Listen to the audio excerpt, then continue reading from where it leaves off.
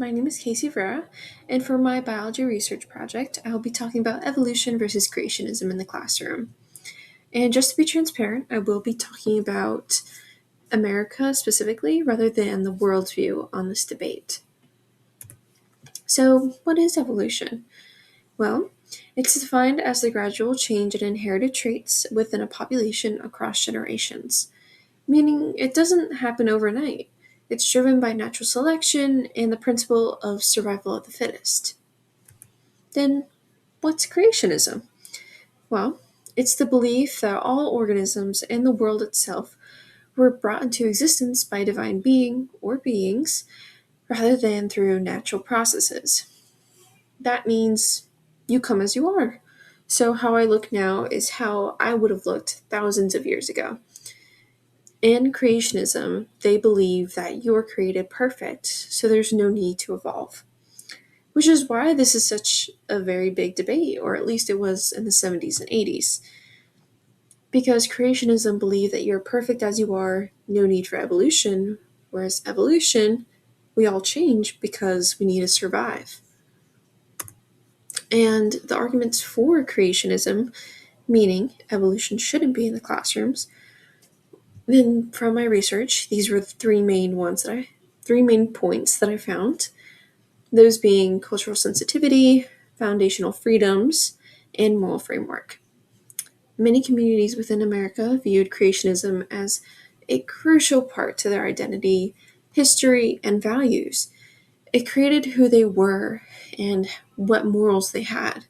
So, whenever evolution was put into play in classrooms, people who had those creationism mindsets believed that it went against their foundational freedoms that America was built on, specifically the freedom of religion. And it basically put their own personal beliefs in jeopardy because they were taught something completely different, and now they're learning that the polar opposite is true. There was no separation, which is why this was such a debate and for evolution to be or not to be in classrooms. And some arguments that I found for evolution was balancing separation of science and personal beliefs and critical thinking. All the evidence that I found stated that balancing was very tough, and people believe that it was impossible. But it's not impossible. It's definitely a very thin line from crossing their personal beliefs and teaching them. But when done properly, it could foster so much creativity and critical thinking skills. With those critical thinking skills, they gain analytical skills, meaning they could have evidence-based claims, decipher everything, and it could give them those skills that they need to become a lawyer or a doctor or a teacher. So this balancing, it can definitely happen.